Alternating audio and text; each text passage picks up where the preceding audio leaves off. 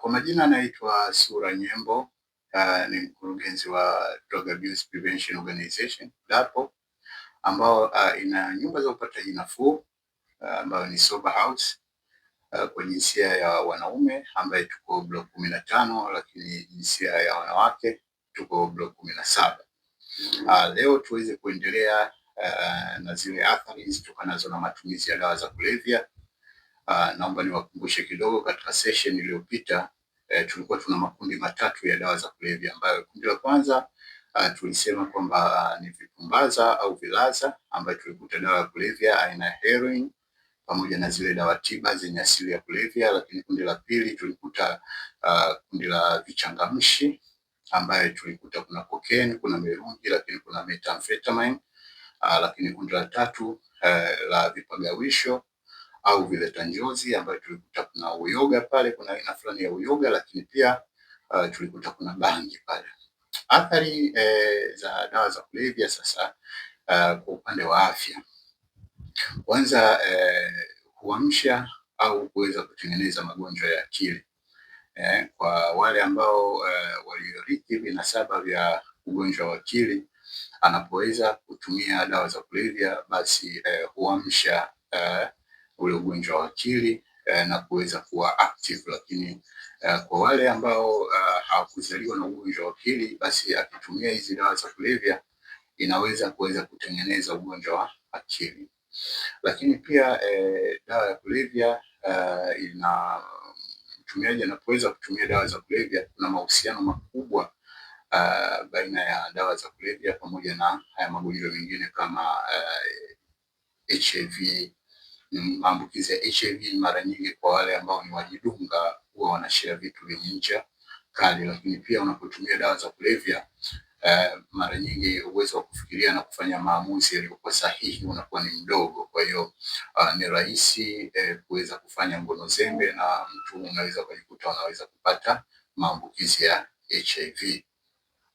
Lakini pia kuna homa ya ini, ambayo hii homa ya ini B pamoja na C inaweza kuambukizwa kwa njia ya majimaji. Kwa hiyo watumiaji wa dawa za kulevya na hasa wale wajidunga ni rahisi sana kuweza kupata homa ya ini. Lakini pia kuna TB, kwa sababu dawa za kulevya nyingi hazijathibitishwa kisheria. Mara nyingi watumiaji huzitumia katika sehemu zenye mzunguko mdogo wa hewa kama mageto na sehemu nyingine tofauti tofauti. Kwa hiyo ni rahisi kuweza kuambukizana kifua kikuu kutoka mtumiaji mmoja kwenda mtumiaji mwingine. Lakini pia dawa za kulevya zinaweza kusababisha mtu kuweza kupata saratani ya koo, kwa sababu kwa hawa ambao wanakuwa wanavuta for smoking, mara nyingi wanaweza kusababisha mtu kuweza kupata saratani ya koo. Lakini pia hizi dawa za kulevya zinaweza kumfanya mtu kuweza kuwa mtegemezi au mtumwa katika dawa hiyo ya kulevya. Kwa hiyo wengi wao huwa waraibu, na mara nyingi wanakuwa sasa wanaletwa mfano katika hivi vituo ambao ni sober house kwa ajili ya kuweza kupata utengemao au unasihi au kuweza kuwekwa sawa kisaikolojia kutokana na changamoto ya maradhi haya ya uraibu. Lakini pia dawa ya kulevya inaweza kumfanya mtu aweze kupata sonona, ambayo ni msongo wa mawazo, na kujikuta huyu mtu sasa anaweza kujiua au anaweza kujikatia tamaa ya maisha. Lakini dawa ya kulevya humfanya mtu kuweza kupata ugonjwa wa akili ambao unaitwa anxiety. Huyu mtu anakuwa anaishi na wasiwasi, lakini hajui hofu hiyo imetokana na nini. Lakini wakati mwingine anakuwa ni mtu ambaye anashindwa kuweza kujiamini. Lakini kuna athari za kijamii. Kuna athari za kijamii dawa za kulevya. Kwanza huwafanya watu kuweza kubadilika kitabia. Mwanzo mtu alikuwa na zile tabia ambazo zinastahili katika jamii, unaona taratibu mtu anakuwa kwenye zile tabia ambazo hazistahili tena katika jamii: ugomvi, vurugu, wizi na matendo mengine ambayo hayastahili katika jamii. Lakini pia jamii yetu taifa letu linakuwa linakosa watu ambao tunasema hawa vijana ndio nguvu kazi ya taifa ya kuweza kufanya kazi na kuweza kukosa maendeleo mbalimbali katika jamii. Lakini pia dawa za kulevya zinaweza kusababisha taifa kuweza kudidimia kiuchumi. Kama alivyoweza kuzungumza, kama jamii kubwa ya watumiaji wa dawa za kulevya ni watu ambao aidha anaweza akapoteza masomo yake kwa kutokana anakuwa na zile tabia ambazo hazistahili au haziendani na maadili ya shule au chuo. Kwa hiyo ni rahisi sana kuweza kupoteza masomo yake. Kwa wengi hushindwa kuweza kufikia malengo au kuweza kuhitimu elimu zao, ni kwa sababu tu wanakuwa wametumia dawa za kulevya na wanakuwa na mienendo ambayo haistahili katika jamii au haistahili kutokana na ile miongozo ya shule ambayo inakuwa imewekwa, na vijana hawa wengi wanakuwa wanaachishwa shule. Lakini wakati mwingine dawa ya kulevya inaweza kumsababisha mtu huyu kuweza kufanya maamuzi ambayo sio sahihi. Wengi wao wanaacha shule na kuweza kuingia mitaani au kuweza kushinda vijiweni, ambapo automatically sasa taifa linakuwa linakosa wasomi. Na kama taifa linakuwa linakosa wasomi,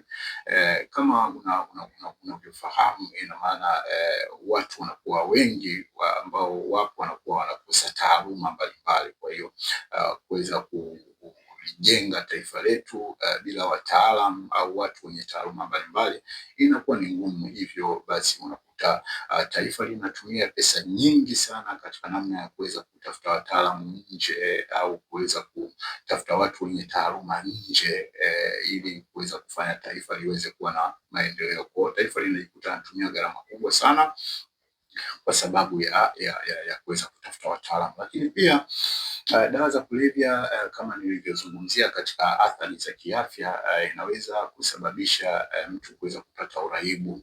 Kwa taifa litakuwa linatumia pesa nyingi sana kuweza kuwasaidia hawa waraibu katika matibabu, na hivyo unajikuta taifa linatumia pesa kwa ajili ya kuweza kuwasaidia waraibu pasipo kuweza kufanya zile shughuli za maendeleo. Taifa linaweza kudidimia kiuchumi. Lakini pia kama nilivyokuwa nimezungumza hapo awali, dawa za kulevya hizi humfanya mtu kuweza kubadilika kitabia.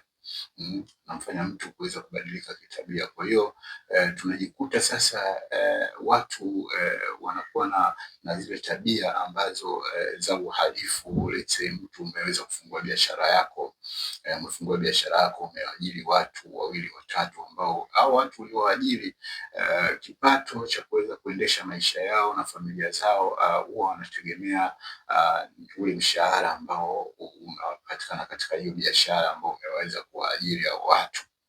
Kwa hiyo sasa kwa huyu mtu ambaye ni mtumiaji wa dawa za kulevya, let's say anaenda kuvunja, kama ni duka au kama ni ofisi fulani, anaivunja ile, anaiba pale. Kwa hiyo ina maana wewe mwenyewe atakuwa amekuathiri, ni kwa sababu wewe unategemea hicho kipato kutokana na hiyo ofisi au hilo duka ulilokuwa umelianzisha. Lakini pia wale uliowaajiri nao wataweza kuathirika, ni kwa sababu ofisi tena haitoendelea. Lakini kuna watoto, wale watu walioajiri wana watoto ambao labda wanatakiwa kuweza kulipiwa shule na sehemu nyingine tofauti tofauti, kula na vitu vingine, kodi na vitu vingine tofauti tofauti. Kwa hiyo huyu mtu anapoweza kuvunja, athari inakuwa kubwa. Kwa ni sehemu ya kuweza kulididimiza taifa kiuchumi. Lakini kama unavyofahamu, dawa za kulevya nyingi hazijathibitishwa kisheria.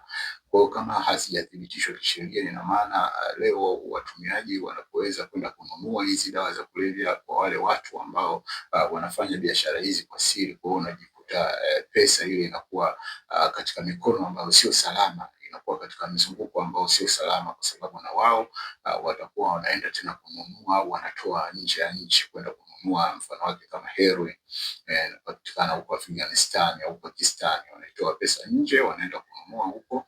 Kwa hiyo tunajikuta mzunguko wetu wa pesa unakuwa ni mdogo, lakini wakati mwingine inaweza kusababisha pesa ile kufika katika mikono ya watu ambao hawastahili. Kwa hiyo ni sehemu ya kuweza kulididimiza taifa letu kiuchumi. Kwa hiyo athari ya matumizi ya dawa za kulevya mara nyingi husababisha mtu kuweza kupata changamoto hizo za kiafya ambazo nimeweza kuzizungumza, lakini kijamii pia jamii yetu inaathirika katika hiyo mifano niliyoweza kutoa, lakini pia kiuchumi unaweza ukaona katika hiyo mifano niliyotoa. Kwa hiyo tunapoweza kutoa elimu juu ya athari zote zitokanazo na matumizi ya dawa za kulevya ni sehemu ya kuweza kuliepusha au kutengeneza Tanzania yetu ikawa iko salama zaidi. Na tunapotoa tiba au tengemao kwa waraibu wa dawa za kulevya ni sehemu ya kuweza kusaidia vijana wetu kwa ajili ya ujenzi wa taifa letu. Dapo Recovery House, hichi ni kituo kinachotoa huduma za utengemao kwa waraibu wa dawa za kulevya pamoja na pombe, lakini pia tunatoa huduma za utoaji wa elimu juu ya athari zote zitokanazo na matumizi ya dawa za kulevya pamoja na pombe. Saidia mraibu, usimwadhibu.